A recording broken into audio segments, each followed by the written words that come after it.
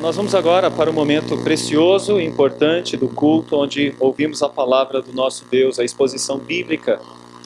E como tem sido assim no decorrer desse mês de abril, mês no qual comemoramos 57 anos, convidamos sempre alguém para estar conosco e fazemos questão também de sempre colocar no grupo de pregadores alguém que tem uma ligação com a história da igreja. Nós temos a alegria de ver a Rosita tendo um filho pastor, reverendo Mauro Filgueiras, a Sandra, o Jarbas,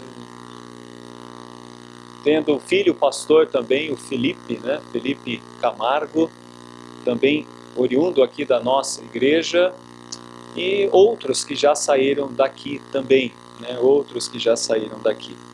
E também esse que está conosco hoje, né, também é oriundo aqui da nossa igreja, pastor do Parque Erasmus Assunção, ali em Santo André, já há 6 anos.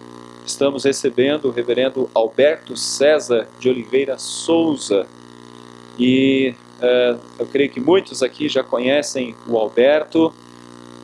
Quando olham para ele, talvez lembrem do saudoso diácono Adeilzo,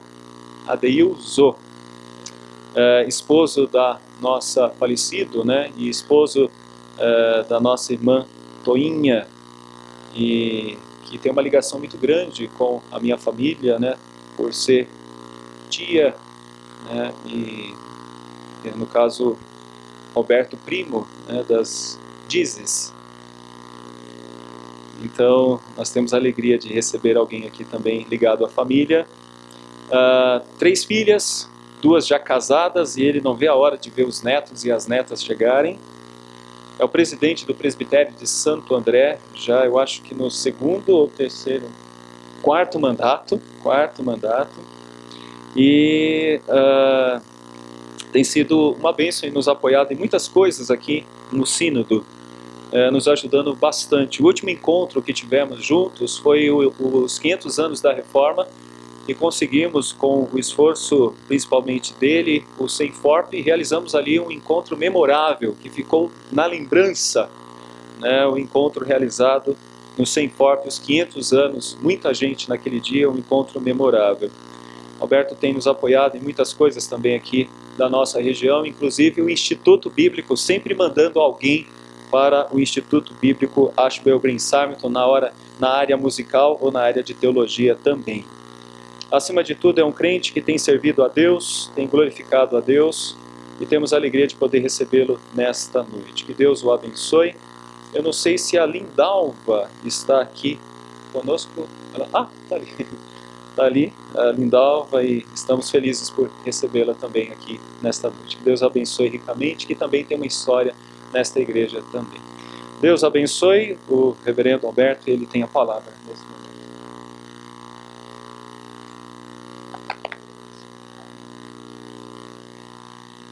Queridos irmãos, uma palavra resume a minha presença aqui, a misericórdia de Deus, né? A misericórdia do Senhor. É muito gostoso olhar para os irmãos, sinto saudades, é nostálgico. É nostálgico. Mas fui presidente de Liga Juvenil, não era o CP ainda, de UPA. Aí quando fiquei jovem, fiquei bobo e fui para o mundo. Fui me afastando, andando por lugares ermos, distantes do caminho do Senhor. Aí, talvez o versículo que eu mais amo, não sei se dá para dizer que tem um que a gente ama mais, mas Efésios do capítulo 2, sendo Deus rico em misericórdia, e por causa do grande amor com que nos amou, me alcançou, me trouxe de volta para o seu caminho, me tomou em seus braços e me conduziu até o ministério. Então só mesmo a misericórdia de Deus, que nos ama incondicionalmente. Então louvo a Deus por esta oportunidade tão rica, tão maravilhosa, de retornar aqui na presença dos nossos irmãos queridos, mães e pais de orações na infância e certamente foram atendidas. Eis-nos aqui, resposta de orações, né? Então, graças a Deus, atendemos ao chamado do Senhor. O Senhor já preparou a igreja do Parque Erasmo Assunção, onde estamos lá pastoreando, pela misericórdia de Deus, somente pela misericórdia de Deus. Agradeço ao reverendo Donizete o convite, a oportunidade tão maravilhosa de estar aqui hoje, no aniversário da igreja, trazendo uma mensagem, uma meditação na palavra do Senhor nosso Deus. Para tanto, convido os irmãos que abram as suas Bíblias no Evangelho de Mateus.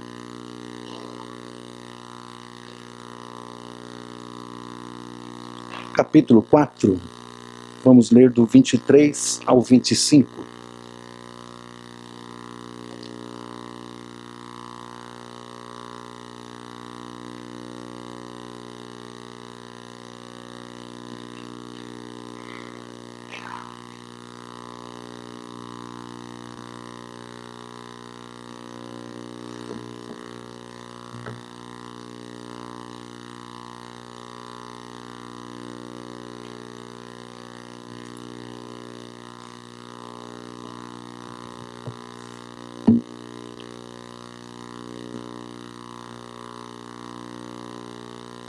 Estou ouvindo ainda algumas folhinhas, procurando, estou aguardando. Evangelho de Mateus, capítulo 4, de 23 a 25.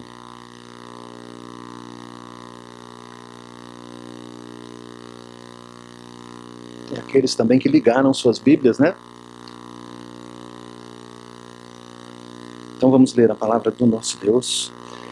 Percorria Jesus toda a Galileia, ensinando nas sinagogas, pregando o evangelho do reino e curando toda sorte de doenças e enfermidades entre o povo. A sua fama percorreu por toda a Síria. Trouxeram-lhe então todos os doentes, acometidos de várias enfermidades e tormentos, endemoniados, lunáticos e paralíticos, e ele os curou. E da Galileia, Decápolis, Jerusalém, Judeia e da além do Jordão, numerosas multidões o seguiam. Vamos orar? Vamos curvar nossas cabeças. Pai querido, te bendizemos por esse momento tão maravilhoso e precioso do culto, quando o Senhor fala conosco através da tua palavra bendita. Queremos, ó Deus, pedir que o Senhor use agora o teu servo e fala conosco, Senhor Deus, pelo poder do teu Espírito Santo. Ajuda, Senhor Deus, na transmissão da tua palavra e também na compreensão. Que nós sejamos edificados e transformados pelo poder do teu Espírito e da tua palavra. Em nome do teu Filho amado, Senhor Jesus Cristo, que oramos. Amém. Queridos irmãos, creio que todos concordam que quando pensamos em construir uma casa ou um edifício, é necessário gastar um bom tempo de planejamento, não é?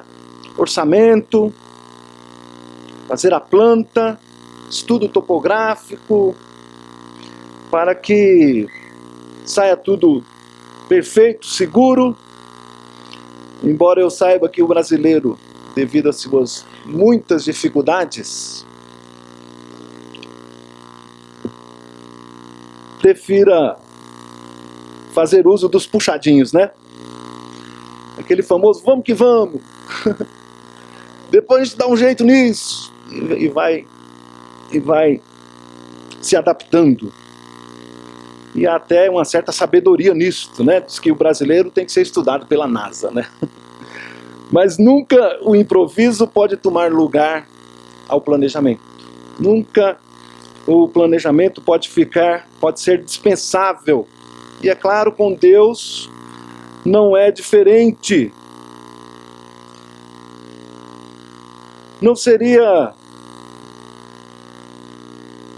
muito racional nós pensarmos que Deus foi fazendo puxadinhos, conforme as dificuldades iam surgindo, ele improvisando. Então, certamente, ele tem um plano bem articulado e executa o seu querer no decorrer dos anos, conforme hino do nosso inário. Ao final do Sermão do Monte, ele usa essa mesma imagem, essa mesma figura, e fala da diferença entre um construtor sábio que planeja construir sua casa bem projetada, bem alicerçada sobre uma rocha e fica firme quando os imprevistos acontecem. Compara-se então com um construtor insensato que improvisa na sua construção e faz da sua casa a sua casa sobre areia. E quando lhe sobrevêm as intempéries da vida, certamente lhe surpreenderão. Então, no dizer do reverendo Hernandes, Deus tem um plano, Deus tem uma agenda e a faz cumprir à risca.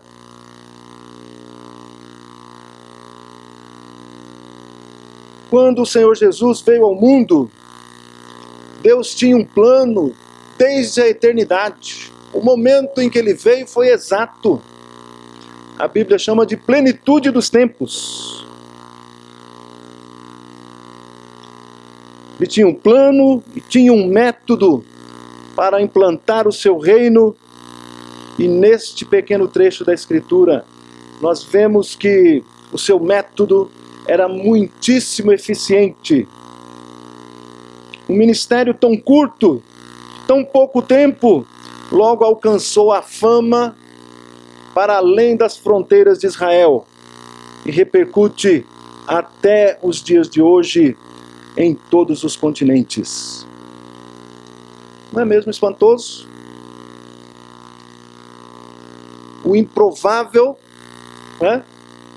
O inconcebível, um homem lá na Galileia chama 12 homens, indoutos, incultos, mas era o plano maravilhoso de Deus para implantar seu reino, para trazer a restauração, para fazer valer a sua vontade soberana. Então o tema da nossa mensagem, queridos, é o plano de Deus para implantar o seu reino. E nós queremos observar, neste texto, o método que foi utilizado pelo Senhor, um método que foi eficaz e continua sendo, para que a igreja do Senhor Jesus aplique esse método e continue fazendo valer a vontade de Deus no seu plano da restauração da humanidade. Em primeiro lugar, então, o texto nos diz que o Senhor Jesus percorria toda a Galileia, fazendo o quê? Ensinando. Ensinando. É muito importante que nós tenhamos essa consciência. É necessário que nós ensinemos. A primeira igreja presbiteriana de São Bernardo tem sido uma referência no campo do ensino, né? Com o AGS, que o reverendo Donizete citou há pouco, e nós temos o prazer de desfrutar deste benefício, enviando o quanto mais possível membros, irmãos do nosso presbitério para aprender os ensinamentos da parte do Senhor nesta igreja querida. O Senhor Jesus, então, ensinou. E é certo que esse é o verbo, é a palavra principal, mas nós gostaríamos de destacar também que havia um lugar onde eles se reuniam para ouvir a leitura da palavra de Deus. Ele ensinou no lugar onde as pessoas buscavam o conhecimento de Deus. As sinagogas estavam para os primeiros ouvintes, como a igreja está para nós hoje. O local da adoração, a casa de oração, o lugar para o aprendizado, o lugar para onde aflui os salvos, os remidos. É muito lindo quando a palavra de Deus diz: os notáveis que há na terra, a santa grei do Senhor, que congrega, que se une. Há de se ter, portanto, um local apropriado para a congregação dos santos.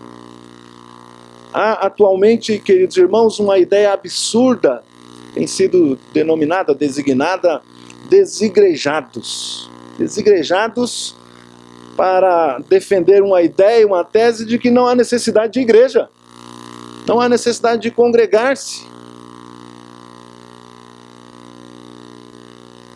É uma ideia que tenta combater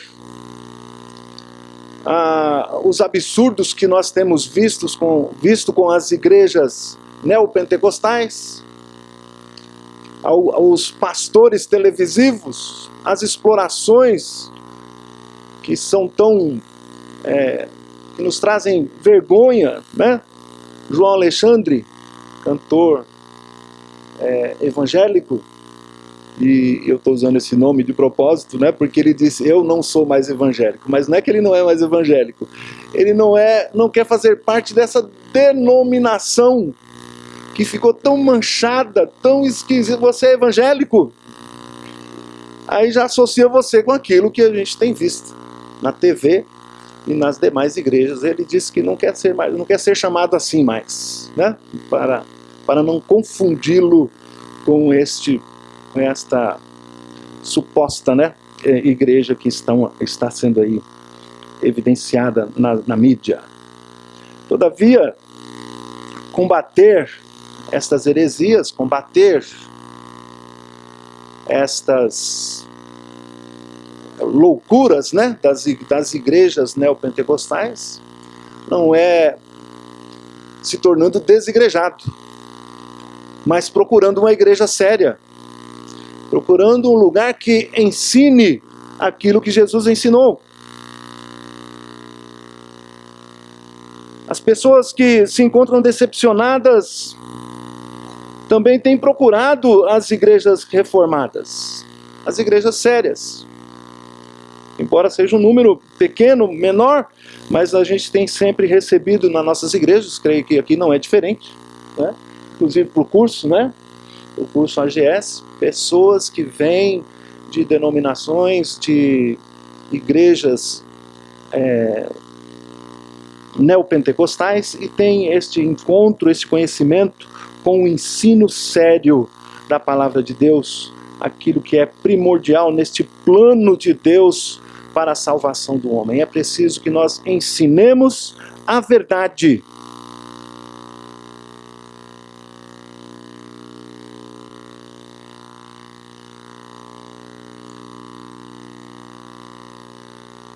Agora, enfocando um pouquinho mais essa estratégia do mestre,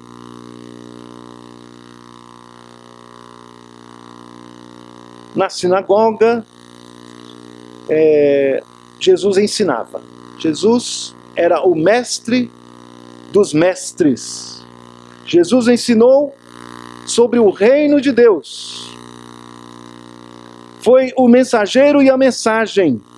Jesus ensinou as Escrituras, o cumprimento das promessas do Messias.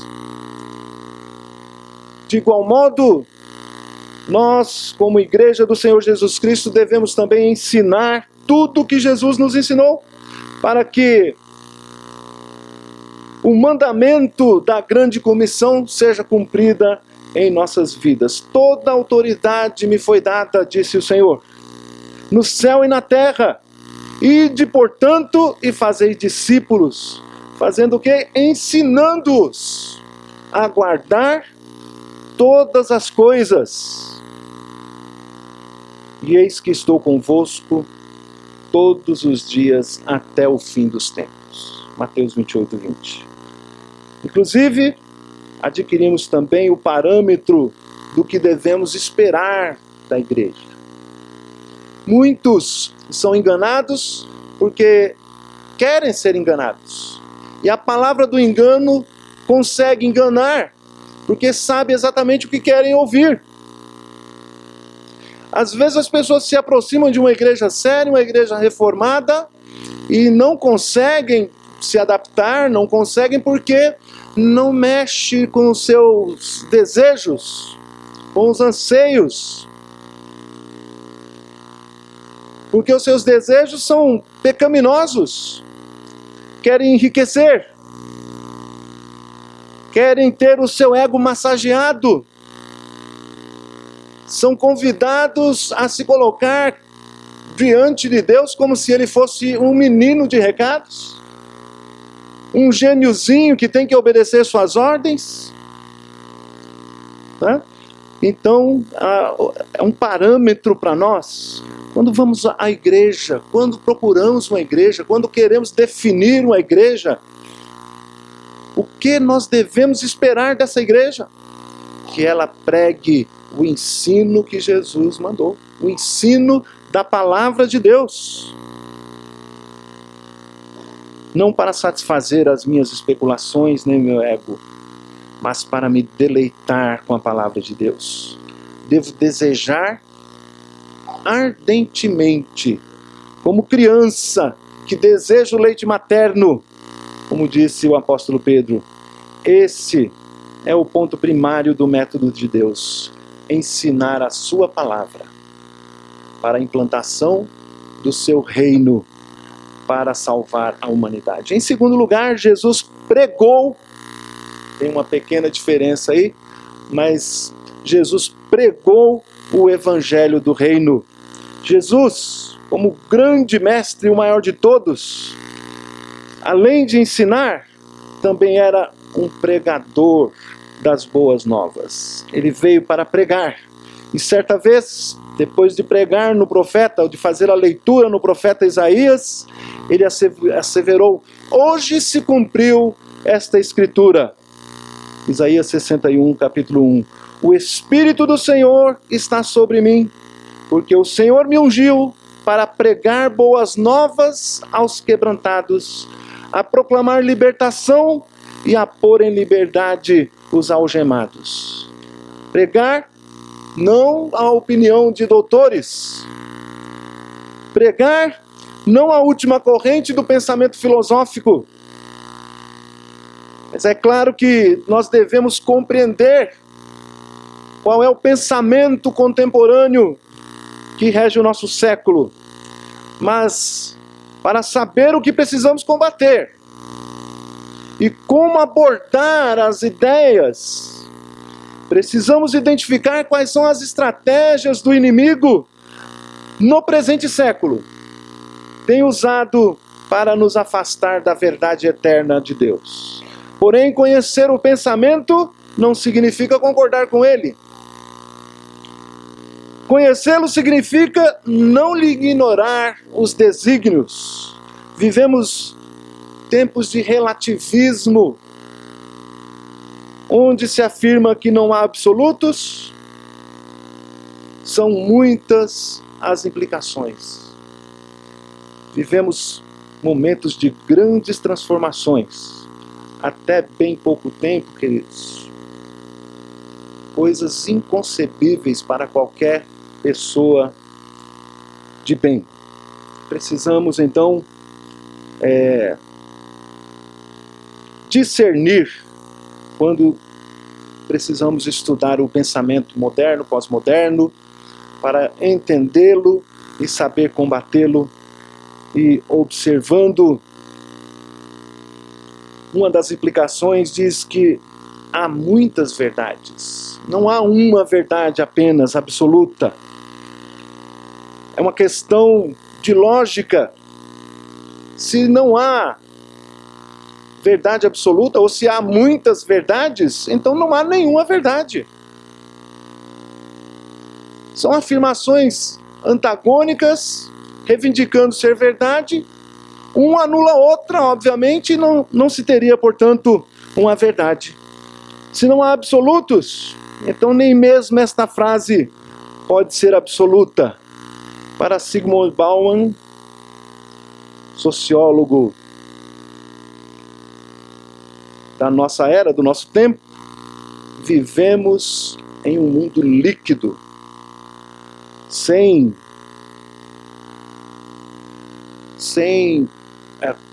pontos para se afirmar. Tem uma figura que ele usa como se andássemos sobre um lago que está congelado com uma fina camada de gelo, onde você tem que atravessar para o outro lado e caminha sobre ele apressadamente. Se parar, quebra o gelo e você afunda. Então tem que correr. O mundo está assim, sobre uma camada fina. Não pode parar, correndo como loucos, para lá, para cá, não tendo onde se firmar, onde se apegar. Todavia, o Senhor Jesus pregou de forma absoluta: eu sou o caminho, eu sou a verdade, eu sou a vida, não há outro. É o único, é a única maneira. Ele prega então esta verdade e assim mesmo o inimigo insiste nas suas colocações em contrapartida, e são muitas facetas do falso evangelho, mas para citar apenas uma, o evangelho segundo o Espiritismo nem mesmo pode ser chamado de evangelho. O evangelho, o significado é boa nova, boa notícia. O Espiritismo, por exemplo, então prega que você deve comprar e adquirir a sua salvação com boas obras e deve melhorar cada vez mais até atingir uma estatura de um ser de luz, não conseguindo então durante uma vida inteira, aí você deve reencarnar na próxima vida e continuar tentando melhorar e comprar novamente com boas obras, e se não conseguir, de novo reencarna e reencarna outra vez, e assim por diante. Meus irmãos, qual é o evangelho nisso? Qual é a boa notícia? É péssima notícia. Tanta luta, tanto sacrifício. Não querem aceitar o evangelho pregado pelo Senhor Jesus Cristo, o evangelho do amor e do perdão.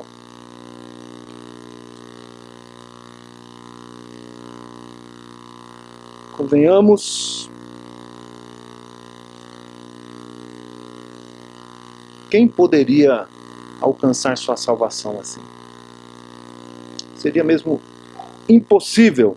Jesus veio pregar o Evangelho de Deus, o Evangelho do Reino, o Evangelho da graça, o Evangelho que chama o pecador ao arrependimento, que salva pela fé em Jesus Cristo, não por obras, mas pela graça, pelo amor, pela misericórdia de Deus, como testemunhei há pouco. Só mesmo o Senhor, na sua rica misericórdia, nos dá a salvação. Jesus pregou o evangelho que apresenta contrariedades interessantes. De um lado, a bondade de Deus, do outro, a severidade. De um lado, a graça, do outro, o juízo. De um lado, a redenção, do outro, a condenação. De um lado, a vida, do outro lado, a morte. Jesus pregou o evangelho que possibilita uma transição miraculosa, uma mudança de posicionamento. Deus em Cristo transporta o pecador do império das trevas para o reino do seu Filho, o reino da luz do seu Filho amado. Transporta da potestade de Satanás para o domínio de Deus, tira o homem da escravidão para a liberdade, do juízo da condenação para a justificação pela fé. Este é o centro da pregação de Jesus, é o poder de Deus para libertar os cativos, consolar todos os que choram. Jesus é a única esperança deste mundo, queridos. A estratégia perfeita do plano de Deus passa pelo ensino e pela pregação do Evangelho. Em terceiro lugar, Jesus curou toda sorte de enfermidades. No seu plano maravilhoso, na sua estratégia eficiente, Jesus cuidou não apenas da alma, mas também do corpo físico. Seu ministério foi marcado pela compaixão. Um ponto estratégico para alcançar o perdido, para acessar o seu coração, para entrar no seu mundo. A dor que ardia no peito das pessoas também doía no seu peito. Se condoendo, teve um ministério que não ficou apenas entre quatro paredes, mas aonde tivesse um aflito, um enfermo, um doente, ele ia buscar aquela ovelha, e eles o seguiam aonde quer que ele fosse. Ele, estancando o sofrimento do corpo, resolvia também o problema da alma. Trazendo pleno perdão para os pecados, trazia também alívio para as dores. Ele é o grande exemplo da estratégia de implantação e crescimento do reino de Deus. Seu ministério de socorrer aponta-nos o caminho. E o apóstolo Pedro afirma na sua carta: ele deixou suas pegadas para que as seguíssemos. Deus nos manda amar como ele amou, sentir misericórdia como ele sentiu. Mesmo que não tenhamos o seu pleno poder, temos o poder da oração.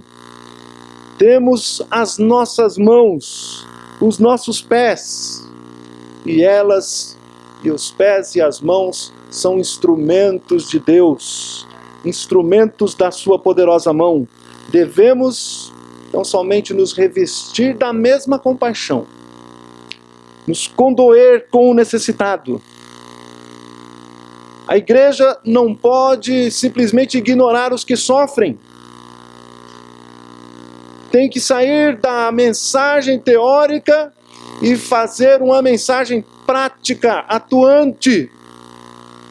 A igreja é esta manifestação prática da multiforme sabedoria de Deus. É o braço do Senhor acudindo o necessitado.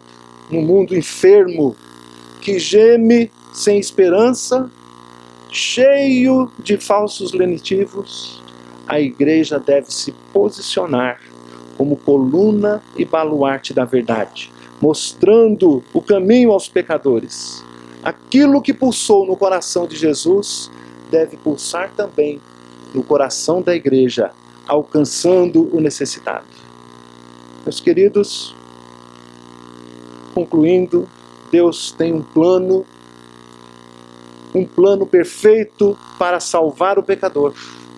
E a sua estratégia para executar o seu plano é ensinar a sua palavra, pregar o arrependimento e a salvação pela fé em Jesus Cristo e acolher o necessitado. Como aplicação, Deus incluiu a primeira igreja de São Bernardo no seu plano. Tem sido assim ao longo desses 57 anos. Tem usado esta igreja. Meus amados irmãos, foi de suma importância o que eu aprendi aqui na minha infância. Lá fora, lá no mundo, depois distante do Senhor, ouvi aquela voz lá dentro, chamando, mostrando: este é o caminho, andai nele. porque esta igreja estava cumprindo o propósito de Deus, ensinando a sua palavra, ensinando o caminho em que se deve andar. Sim, Deus incluiu você, você que desfruta desta bela estrutura, que tem aproveitado os ensinamentos para que você também leve a outros, ensinando as coisas que Ele tem ensinado, pregando as boas novas da salvação e compadecendo-se deste mundo em trevas, alcançando o perdido. Ele espera exatamente isso de nós, que nós cumpramos o seu plano, que nós nos mobilizemos à sua maneira, do jeito que Ele projetou, para a salvação, para a remissão, para a reconciliação consigo mesmo do universo e do perdido, do sem alento. Atendam ao seu chamado. Resta pouco tempo.